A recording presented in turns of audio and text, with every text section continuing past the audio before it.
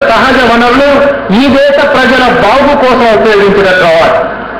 పెట్టుబడి వస్తే ఈ దేశ ప్రజల ఉపాధి కల్పనకు దారితీసేటట్టుగా రావాలి. ఈ 3 కారణాలు తప్ప మరొక కారణం పెట్టుబడి రావాలని వీల్లేదు. వాళ్ళ లాభాల కోసం వస్తున్నాం.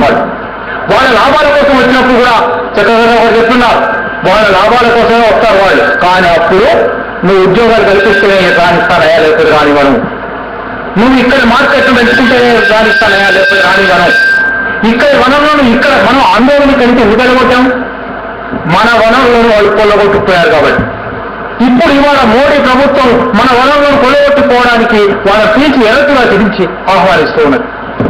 వాటిలలో భాగంగా ఆయన ఒక 2-3 పెట్టుబడులను ఆహ్వానించడానికి ఏం చెప్పాడు అని చూస్తే ఒళ్ళు జలవరిస్తుంది. ఒక మాట ఏమన్నాడంటే, ఇప్పుడట ప్రతిదానికి ఒక సమస్య చెప్తాడు, నిజమైన సమస్య. పెట్టుబడులు రావడానికి, పరిశ్రమలు రావడానికి, వ్యాపార సంస్థలు రావడానికి అనుమతులు తీసుకోవడం అనేది పెద్ద సమస్య అయిపోయింది వాళ్ళకు.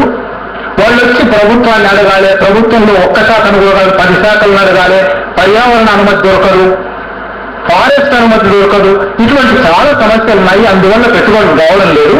కాబట్టి నేను ఏం చేయదలుచుకున్నానంటే నియంత్రణ వ్యవస్థ, రెగ్యులేటరీ మెకానిజం అనే మాట 2-3 సార్లు వాడాను. రెగ్యులేటరీ మెకానిజం చాలా ఇబ్బంది పెడుతుంది వాళ్ళను. ప్రజలకు ఇబ్బంది గురించి ఆయనకేం పట్టదు, పెట్టుబడిదారుల ఇబ్బంది గురించి మాట్లాడి కాబట్టి ఈ రెగ్యులేటరీ మెకానిజంను రద్దు చేసే విషయం ఆలోచిస్తున్నాను. అనుమతి లేకుండానే, అసలు వాళ్ళు అడగకుండానే వాళ్ళకి అనుమతి ఇచ్చే విధానం ఆలోచిస్తున్నాను. రెగ్యులేటరీ రిఫార్మ్ లా ఈ సంవత్సరం తేబోతున్నాను అన్న.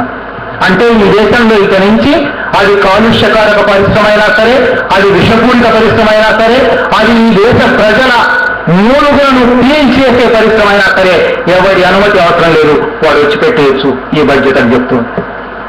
దాని నుంచి ఇంకా కొంచెం ముందు పోదాం. పరిశ్రమ పెట్టడమైనా కనీసం సరే పరిశ్రమ అంటూ వస్తుంది, వాడికి డ్రైవర్ అవసరం అవుతాడు, వాడికి వాచ్మెన్ చౌకీదారు అవసరం అవుతాడు, కనుక 4 ఉద్యోగాలు వస్తాయి అని అనుకుందాం. అక్కడి నుంచి ఇంకొక అడుగు ముందరికి పెట్టాడు ఆయన. వేసి పెట్టుబడులను ఆహ్వానించాలంటే ఇప్పుడు మనము పెట్టుబడుల మధ్య తేడాలు చూస్తున్నాము, ఈ తేడాలు రద్దు చేయాలి అన్నాడు. ఇది కొంచెం దూరంగా చెప్పాలి మీకు, ఎందుకంటే ఇది ఆర్థిక శాస్త్ర పరిభాష. ఫారిన్ డైరెక్ట్ ఇన్వెస్ట్మెంట్ అనే మాట మీరు వినున్నారు. విదేశీ ప్రత్యక్ష పెట్టుబడి అంటే ఈ దేశంలో ఉన్న ఒక సంస్థలోకి లేదా ఈ దేశంలోకి వేరు 49% ఆంక్షలు ఉన్నాయి. ఈ దేశంలోకి ఒక పెట్టుబడిదారి సంస్థ వచ్చి ఒక పరిశ్రమ పెట్టి కొన్ని ఉద్యోగాలు కల్పించి కొన్ని వస్తువులు తయారు చేయడం FDI. ఇది కాకుండా ఇంకొకటి ఫారిన్ పోర్ట్ఫోలియో ఇన్వెస్ట్మెంట్ అనేది ఉన్నది, FPI అంటారు. అంటే పోర్ట్ఫోలియో అంటే ఫైల్. ఈ ఫైల్లో స్టాక్ మార్కెట్ షేర్లు ఉంటాయి. నేను లండన్లోనో, న్యూయార్క్లోనో, తైవాన్లోనో కూర్చొని షేర్లు కొనుక్కుంటాను. ఇక్కడ లాభం వస్తే ఇక్కడ షేర్లు కొనుక్కుంటాను, లాభం రాదంటే ఇది తీసి మళ్ళీ ఇంకో చోట అమ్ముతాను. నేను ఆ దేశంలో చూడను, ఆ దేశంలోకి పోను, ఒక ఉద్యోగం కల్పించను, ఒక పరిశ్రమ పెట్టను, ఉన్న చోట పోర్ట్ఫోలియో ఇన్వెస్ట్మెంట్ కొంటాను. ఇది వాడు అంటాడు అరుణ్ జైట్లీ, FPIకి FDIకి మధ్య తేడా తొలగిస్తాను, FPIని FDIగా గుర్తిస్తాను. అంటే ఏం జరుగుతుందంటే ఒక్క ఉదాహరణ చెప్తాను. 1998లో ఆగ్నేయాసియా దేశాలు దాదాపు 7 దేశాలు కుప్పకూలిపోయాయి. ఎందువల్ల తెలిసిన? FPI వల్ల. ఆగ్నేయాసియా దేశాల స్టాక్ మార్కెట్ల అన్ని కార్పొరేట్ సంస్థల స్టాకులన్నీ న్యూయార్క్ స్టాక్ ఎక్స్చేంజ్లో, లండన్ స్టాక్ ఎక్స్చేంజ్లో ట్రేడ్ అయ్యి అక్కడ వాళ్ళు కొని అమ్మి లాభాలు, దాన్ని అర్థశాస్త్ర పరిభాషలో చెప్పాలంటే ఫుట్ లూజ్ క్యాపిటలిజం అంటారు. అంటే కాలు నిలవని పెట్టుబడి. ప్రతి కాలు నిలవదు. పెట్టుబడికైనా మన పెట్టుబడులు కూడా రానిద్దాం, కాలు నిలిస్తే 4 ఉద్యోగాలు వస్తాయి. అది కాలే తెలియదు. పెడుతుంది ఇక్కడ 3 రూపాయలు వస్తాయా, అక్కడ 4 వస్తాయంటే వెంటనే 4కు పోతుంది, అక్కడ 5 రూపాయలు వస్తాయంటే అక్కడికి వెళ్ళిపోతుంది. ఇది ఫుట్ లూజ్ క్యాపిటలిజం. ఈయన FPIని FDIతో సమానం చేయడం అంటే ఫుట్ లూజ్ క్యాపిటల్. ఇంతవరకు నిన్నటి వరకు అరవింద్ కేజ్రీవాల్ గారు ఏమన్నారంటే క్రోనీ క్యాపిటలిజం వచ్చింది ఈ దేశంలోకి, అందువల్ల నష్టపోతున్నాము. ఆశ్రిత పెట్టుబడిదారు విధానం వచ్చింది. అంటే రాజకీయ నాయకులను ఆశ్రయించి ఉండే పెట్టుబడిదారుల వాళ్ళ ద్వారా వివరాలు తెలుసుకొని తద్వారా లాభాలు పొందే ఆశ్రిత పెట్టుబడిదారు. ఇప్పుడు ఆశ్రయ పెట్టుబడిదారు నుంచి కూడా ఇంకొకరికి ముందరికి ఎత్తి కాలు నిలువని పెట్టుబడిదారీ విధానాన్ని ఈ బడ్జెట్ ప్రవేశపెడుతుంది. ఇది చాలా దుర్మార్గం. అంటే 98లో ఆగ్నేయాసియా దేశాల్లో ఏం జరిగిందో అది భారతదేశంలో 2-3 సంవత్సరాల్లో జరగబోతుంది. కుప్ప ఊడిపోతుంది. అంటే ఆర్థిక వ్యవస్థ కుప్పగూలుతుంది, సమాజం కుప్పగూలుతుంది, పెట్టుబడి ఎగిరిపోతుంది. బహుశా ఇందువల్లనే కావచ్చు ఈ మాట ఏమో ఒక 7-8 పదాలు పోయిన తర్వాత అన్నాడు. కానీ మొదటి 100 పదాల్లోనే ఆయన ఇంకో మాట అన్నాడు. భారతదేశం ఎగిరిపోతుంది అని ప్రపంచం చూస్తుంది అని ప్రిడిక్ట్ చేస్తుంది. The world is predicting that India is flying. ఇంత ఫ్లయింగ్ ఇంకొక షైనింగ్ అయిపోయింది. షైనింగ్ అయిపోయి ఇప్పుడు ఫ్లయింగ్కి వచ్చింది. ఏమిటి ఫ్లయింగ్? భారతదేశం కాదు ఫ్లై చేసేది, భారతదేశంలోకి రాబోయే పెట్టుబడి ఫ్లై చేస్తుంది. ఫ్లై చేస్తున్నారని ఆయన ముందే చెప్తారు. దీన్ని ఫ్రాయిడియన్ స్లిప్ అంటారు. ఫ్రాయిడ్ లోపల దాచుకున్న కోరిక కూడా ఎక్కువసారి బయటపడుతుందా. అట్లా ఆయన తర్వాత చెప్పబోయే విషయం ఇప్పుడే బయటపడింది. ఇది అత్యంత దుర్మార్గమైన భారతీయ జనతా పార్టీ ప్రభుత్వం, ఎన్డీఏ ప్రభుత్వం ఎట్లా ప్రవర్తిస్తున్నదంటే ఈ 5 ఏళ్ల తర్వాత మేము ఉంటామో ఉండకపోయినా ఈ దేశాన్ని సర్వనాశనం చేసి మత విద్వేషాలు రెచ్చగొట్టడం ఒకవైపు, ఘనవాపసి లాంటి దుర్మార్గమైన పథకాలు ప్రవేశపెట్టడం ఒకవైపు, ఇంకొక వైపు ఆర్థిక వ్యవస్థను చిన్న భిన్నం చేసి ఆ తర్వాత ఏమైనా కానీ అనే ఒక దుర్మార్గమైన స్థితికి ఈ బడ్జెట్ ఒక ఉదాహరణ. సరే, అక్కడి నుంచి ఇంకా కొంచెం ముందుకు కూడా క్షమించాలి, ఎక్కువసేపు 5 నిమిషాల్లో ముగిస్తాను. చక్రవర్తి గారు ప్రస్తావించారు. ఇక్కడ మళ్ళీ ఇంకా సమస్యలు చెప్పారు. ఈ దేశంలో కార్పొరేట్ పన్ను చాలా ఎక్కువగా ఉన్నది, 30% ఉన్నది. నిజానికి అమెరికాలో minimum 35%. Minimum. Bottom line is 35%. యూకేలో బాటమ్ లైన్ ఇస్ 34%.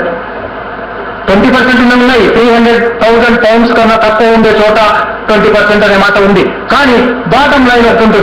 అది ఈ దేశంలో 30, అమెరికా కన్నా బ్రిటన్ కన్నా తక్కువ ఉంది వాళ్ళు. కానీ ఆయన ఏమంటున్నారంటే భారతదేశంలో కార్పొరేట్ పన్ను చాలా ఎక్కువగా ఉంది, అందువల్ల 23% కార్పొరేట్లు పన్ను ఎగ్గొడుతూ ఉన్నాయి. ఇది చెప్పినవాడు ఎవరైనా మామూలు ఇంగిత జ్ఞానం వాడు ఏం చేయాలి? కనుక ఖచ్చితమైన విజిలెన్స్ చేస్తాను, ఈ 23% ఎగ్గొట్టకుండా చేస్తాను అని వాళ్ళు కదా. ఈ 2 సమస్యలు చెప్పాను. ఏమంటారంటే అందువల్ల కార్పొరేట్ పన్ను తగ్గిస్తే సరిపోతుంది. అంటే పాటి చేత ఎందుకు ఎక్కామంటే దూరగడ్డి కోసం అన్నవాడు కూడా కనీసం కొంత జ్ఞానం ఒక్కోసారి తాటి చేతి మీద కూడా గడ్డి మొదలవచ్చు. కానీ ఇక్కడ నువ్వు చెప్తున్న సమస్యలు ఏమిటి? దాని పరిష్కారం అది. సమస్యలేమో కార్పొరేట్ పన్నును ఇంకా టైటన్ చేయనట్లా, కార్పొరేట్ పన్నును ఇంకా పెంచడనట్లా, దాన్ని 25% చేస్తానన్నా. అది మాత్రమే కాదు, ఇంకా ముందర వెళ్ళి చక్రవర్తి గారు కూడా ప్రస్తావించున్నారు. సంపద పన్ను, వెల్త్ ట్యాక్స్ అనేది ఉన్నది. వెల్త్ ట్యాక్స్ మీద గత బడ్జెట్ లో 950 కోట్లు వచ్చింది. ఈ బడ్జెట్ లో 1008 కోట్లు వస్తుందని లెక్క వేశారు. 1008 కోట్లే రాబోతుంది. దానికి ఈ దేశంలో సంపన్నులు శతకోటీశ్వరులు విపరీతంగా పెరిగిపోతున్నారు. 2004లో 46 మంది ఉంటే 2009 నాటికి 111 మంది అయ్యారు. ఇంకా రోజు రోజుకు పెరుగుతున్నారు శతకోటీశ్వరులు. సంపద పెరుగుతుంది కనుక సంపద పన్ను ఇంకా పెరగాలి. కానీ సంపద పన్ను ఎగ్గొట్టే వాళ్ళు ఎక్కువ మంది ఉన్నారు కాబట్టి 1008 కోట్లే వస్తుంది. ఆయన ఏమంటాడు? ఈ 1008 కోట్లు ఖర్చు చేయడానికి, వసూలు చేయడానికి మాకున్న యంత్రాంగం మీద 1008 కోట్ల కన్నా ఎక్కువ ఖర్చు అవుతుంది. అయితే తగ్గించుకో, ఇంకే తప్పని నువ్వేవచ్చిన పని. అందువల్ల ఈ పన్ను రద్దు చేస్తున్నాను. ఈ పన్ను కూడా రద్దు చేశాను. ఇక్కడి నుంచి ఇంకా కొంచెం చాలా వివరాలు ఉన్నాయి. కానీ ఒక్క ఎకనామిక్స్ పారిభాషిక పదం, ఎకనామిక్స్ లో ఉండే మౌలిక సూత్రం పబ్లిక్ ఫైనాన్స్ అని ఒక ప్రత్యేకమైన ఎకనామిక్స్ లో ఒక ప్రత్యేకమైన శాస్త్రం, అది పన్నుల విధానం గురించి చెప్తుంది. ఎట్లా పన్నులు వేయాలి? ప్రోగ్రెసివ్ టాక్సేషన్ అని ఒక పద్ధతి చెప్తారు. ప్రోగ్రెసివ్ అంటే ప్రగతిశీల అని మన గురించి శాస్త్రం కాదు. ప్రోగ్రెస్ అంటే ఒకదాని నుంచి ఒకటి పోవడం, క్రమానుగత పన్నుల విధానం. అది ఏమిటి అంటే ఎక్కువ ఆదాయం వచ్చేవారికి, ఎక్కువ సంపద ఉన్న వారికి ఎక్కువ పన్ను వేయాలి, తక్కువ సంపద ఉన్న వారికి, తక్కువ ఆదాయం ఉన్న వారికి తక్కువ పన్ను వేయాలి. ఇది ఒక సంక్షేమ రాజ్య భావన. ఈ పన్నుల విధానం ఇవాళ బడ్జెట్ లో పూర్తిగా దీన్ని తారుమారు చేసింది. ప్రోగ్రెసివ్ టాక్సేషన్ కాదు. పన్నులు ఎవరు కట్టలేదో దిగువ వర్గాల ప్రజలు, పేద ప్రజలు, మధ్యతరగతి ప్రజలు, వాళ్ళ మీద పన్ను ఎక్కువే. సంపన్నుల పన్ను ఇంకా తగ్గించు. ఇది ఆయన అమలు చేసిన పద్ధతి. దీనికి సార్ చెప్తున్నారు ఇప్పటికే. ప్రత్యక్ష పన్నులు, పరోక్ష పన్నులు అని 2 రకాలు ఉంటాయి. ప్రత్యక్ష పన్నులు అంటే ఇంతకుముందు చెప్పిన కార్పొరేట్ ట్యాక్స్ కానీ, వెల్త్ ట్యాక్స్ కానీ అటువంటి పన్నులు, లేదా మనతోటి మధ్యతరగతి వాళ్ళం జీతాల్లో నుంచి కట్టే ఆదాయ పన్ను. ఇది ప్రత్యక్ష పన్ను. ఇది చాలా తక్కువ మొత్తంలో. పరోక్ష పన్ను అనేది మనకు తెలియకుండా కట్టేది. మనం అగ్గిపెట్టె కొనుక్కుంటాం, దానికి ట్యాక్స్ పోతుంది. మనము పుస్తకం కొనుక్కుంటాం, మనం పెన్ను కొనుక్కుంటాం. అట్లా ప్రతి ఒక్క మనిషి మీద ప్రత్యక్ష పన్నులేమో కొద్దిమంది మీద మాత్రమే పడతాయి. పరోక్ష పన్నులు పడని మనిషి ఉండడు. ఆయన చాలా గొప్పగా నేను ప్రత్యక్ష పన్నులు తగ్గిస్తున్నాను, పరోక్ష పన్నులు పెంచుతున్నాను అని అక్కడ ఊరుకోలేదు. 8,000 కోట్లు ప్రత్యక్ష పన్నులు తగ్గిస్తున్నాను, 23,000 కోట్లు పరోక్ష పన్నులు పెంచుతున్నాను అని ప్రకటించాను. అంటే ఇవ్వగలవాడికి ఎవరి దగ్గర వసూలు చేయాలో, ఎవరి గోళ్ళూడ కొట్టి వసూలు చేయాలో వాళ్ళకేమో పన్ను రాయితీలు ప్రకటిస్తావు, పన్ను రద్దు చేస్తావు, పన్ను లేకుండా చేస్తావు. ఎవరు కట్టలేరో, ఎవరికి ప్రభుత్వం సహాయం చేయాలో వాళ్ళకేమో పన్ను తప్పనిసరిగా కట్టవలసిన స్థితి కల్పిస్తావు. దీని నుంచి ఇంకొక అంశం మాత్రం చెప్పి ముగిస్తాను. దీనికి కొనసాగింపే కేటాయింపు. ఈ విధానం ఉన్నది కాబట్టి చంద్రబాబు గారు చాలా బాగా చెప్తారు. ఒక డెవలప్మెంట్ మోడల్ ఉన్నది, ఒక అభివృద్ధి నమూనా ఉన్నది. ఆ అభివృద్ధి నమూనా ఇటువంటి పద్ధతికి దారి తీయక తప్పదు. ఈ దారి తీసినందువల్లనే కేటాయింపుల గురించి ఒక్క విషయం మాత్రం మాట్లాడుతున్నాం. 17 లక్షల కోట్ల బడ్జెట్, దాంట్లో 14 లక్షల కోట్లు, 13 లక్షల చిల్లర కోట్లు ప్రణాళికేతర వ్యయం. శ్రీనాథ్ రెడ్డి గారు కూడా ప్రస్తావించారు. 4 లక్షల కోట్లు ప్రణాళికా వ్యయం. అసలు ప్రణాళిక సంఘాన్ని రద్దు చేశావు. ఇప్పుడు ప్రణాళికా వ్యయం, ప్రణాళికేతర వ్యయం అనే మాటలకు అర్థాలు లేవు, పోయిన అర్థం. కానీ పాత రోజుల్లో ఆ అర్థం ఏమంటే, ప్రణాళికేతర వ్యయం అంటే రోజువారీ ఖర్చుకు ఉపయోగపడేది, వినియోగ ఖర్చుకు ఉపయోగపడేది. అంటే పప్పు బెల్లం కొనుక్కునేది. పప్పు బెల్లం కొనుక్కుంటాం, తింటాం, అయిపోతుంది.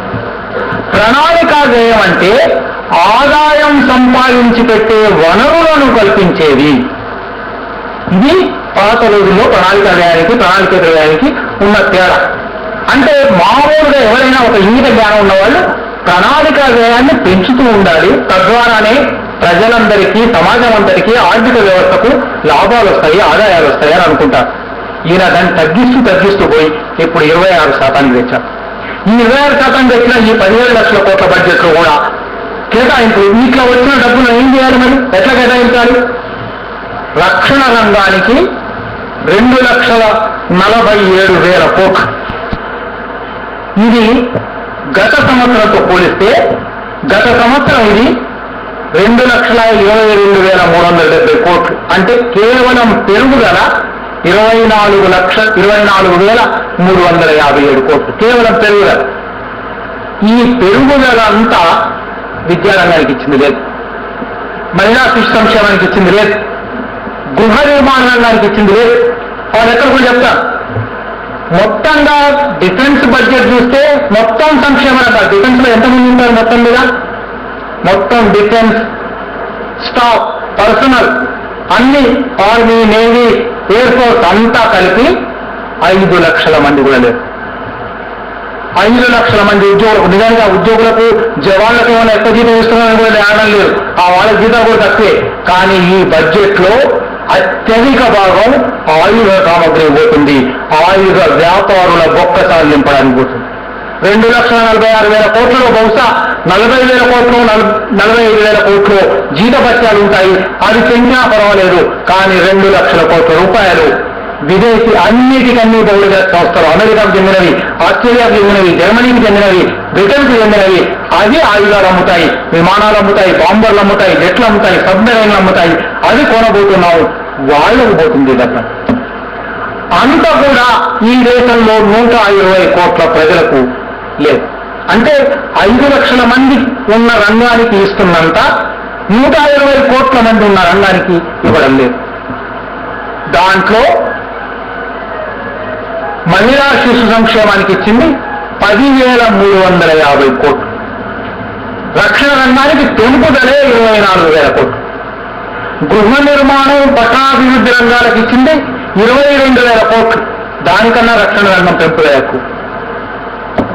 ఇట్లా చెప్తూ పోతే అనేక విషయాలు ఉన్నాయి. నిజానికి శ్రీనివాస్ రెడ్డి గారు అన్నట్టు 150 బుల్లెట్ పాయింట్లు, 150 బుల్లెట్ పాయింట్లు ప్రజా వ్యతిరేకమే. కేవలం బహుళజాతి సంస్థలకు, సంపన్నులకు, పెట్టుబడిదారులకు జీ హుజూర్ జో హుకుం అని అంటున్న బడ్జెట్ ఇది. పైగా చివరికి మళ్ళీ ఒక సంస్కృత శ్లోకంతో సర్వే సంతు నిరామయ, నిజంగా మనందరం నిరామయంగా ఉండి, ఏమీ సర్వే సంతు నిరామయ అంటే ఏ కోరికలు లేకుండా ఉండాలి. ఈ కోరికలన్నీ పెట్టుబడిదారులకు మాత్రమే ఉండాలి, ఈ కోరికలన్నీ పాలకులకు మాత్రమే ఉండాలి, ప్రజలు కోరికలు లేకుండా ఉండాలి. సరిగ్గా మన్మోహన్ సింగ్ ఆర్థిక మంత్రిగా, పివి నరసింహరావు ప్రధానమంత్రిగా ఆర్థిక సంస్కరణలు ప్రారంభించినప్పుడు 1991లో వాళ్ళన్నది ఇదే మాట, we have to tighten our belts. మనం నడుము కట్టుకోవాలి, మనం కడుపు కట్టుకోవాలి. మనం కడుపు కట్టుకొని ఉంటే వాళ్ళు దోచుకుపోవాలి. ఇది ఈ బడ్జెట్ విధానం. Thank you.